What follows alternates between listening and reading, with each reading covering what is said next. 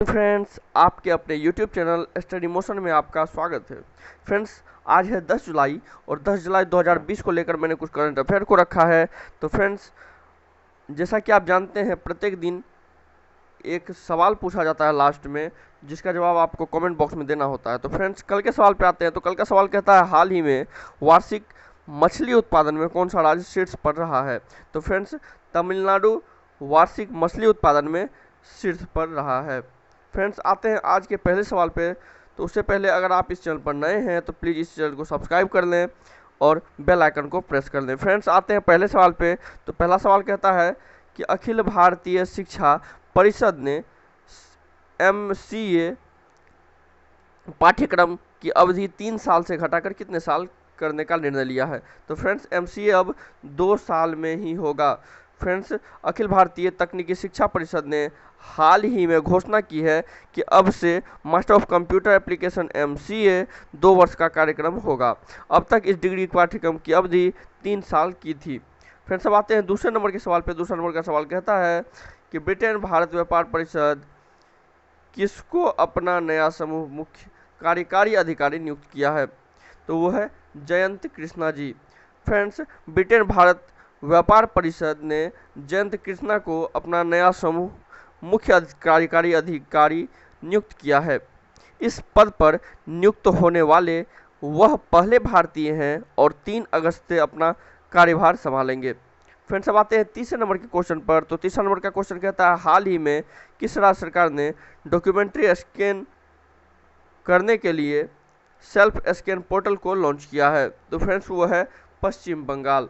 पश्चिम बंगाल के मुख्यमंत्री ममता बनर्जी ने हाल ही में सेल्फ स्कैन नामक एक ऐप लॉन्च किया है। यह ऐप राज्य के सूचना व प्रौद्योगिकी विभाग ने दस्तावेजों की स्कैनिंग के लिए बनाया गया है। मुख्यमंत्री ने बताया है कि इस ऐप के जरिए डॉक्यूमेंट्री को आसानी से स्कैन और एडिट किया जा सकता है। फिर से आते हैं चौथे नंबर के क्वेश्चन पे। तो चौथा नंबर का क्वेश्चन कहता है, शोले में सुरमा भोपाली का किरदार निभाने वाले हाल ही में किस कॉमेडियन का निधन हो गया है? तो फ्रेंड्स, वह थे जगदीप जी।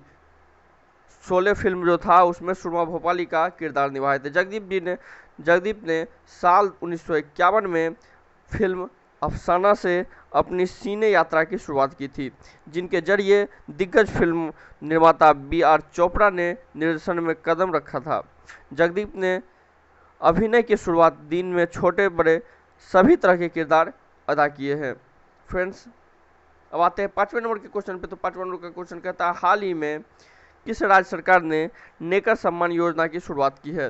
तो वो है कर्नाटक ने नेकर सम्मान योजना की शुरुआत की है। कर्नाटक के मुख्यमंत्री BS येदियुरप्पा ने राज्य में बुनकर समुदाय के लिए एक योजना शुरू की है। इस योजना का नाम है नेकर सम्मान योजना। तो फ्रेंड्स, आते हैं अब 6ठे नंबर के क्वेश्चन पे।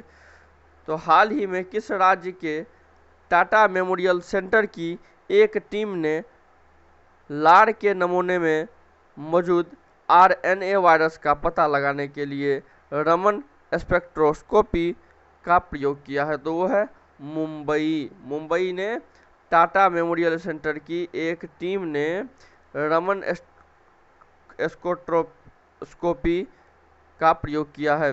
इस अवधारणात्मक अध्ययन में किसी भी अतिरिक्त अभिकर्मक का उपयोग किए बिना पारंपरिक रमन स्पेक्ट्रोस्कोपी का उपयोग करके गैर संक्रामक RNA वायरस का विश्लेषण किया जाएगा। फिर से आते हैं 7वें नंबर के क्वेश्चन पे। तो भारतीय सेना ने हाल ही में जवानों को फेसबुक सहित टिकटॉक समेत कितने ऐप्स डिलीट करने का निर्देश दिया है? तो वो 89 ऐप्स को डिलीट करने का निर्देश दिया है। भारतीय सेना ने 89 ऐप्स बैन कर दिए हैं। सेना ने अपने अधिकारी को कर्मचारियों को निर्देश दिया है कि बैन में शामिल सभी ऐप को तुरंत अपने स्मार्टफोन से हटा दें। पिछले दिनों हुई गलवान में चीनी सेना से झड़प के बाद भारत में चीनी समुद्रों सामानों चीनी व्यवसायों का विरोध हो रहा है।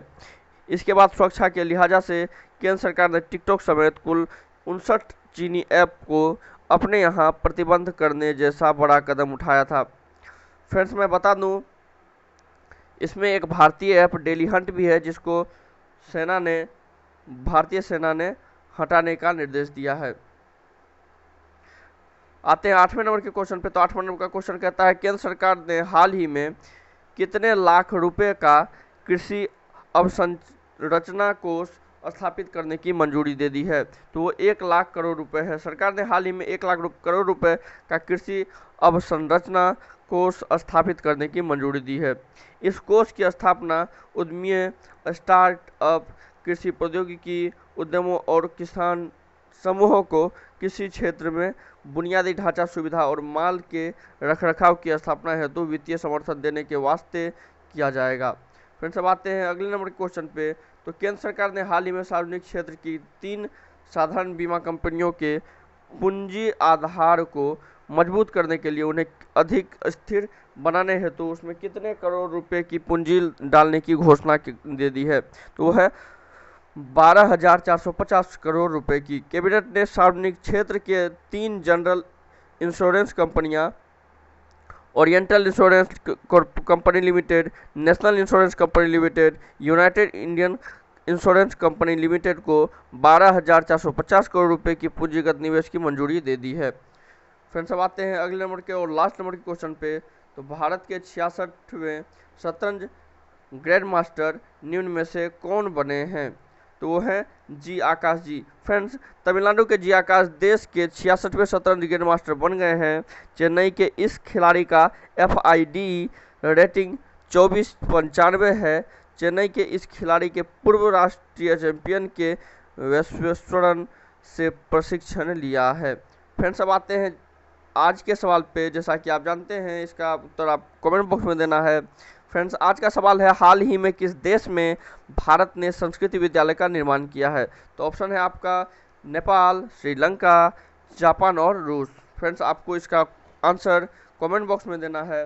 फ्रेंड्स आपको ये वीडियो कैसा लगा प्लीज़ कमेंट बॉक्स में ज़रूर बताएं। धन्यवाद।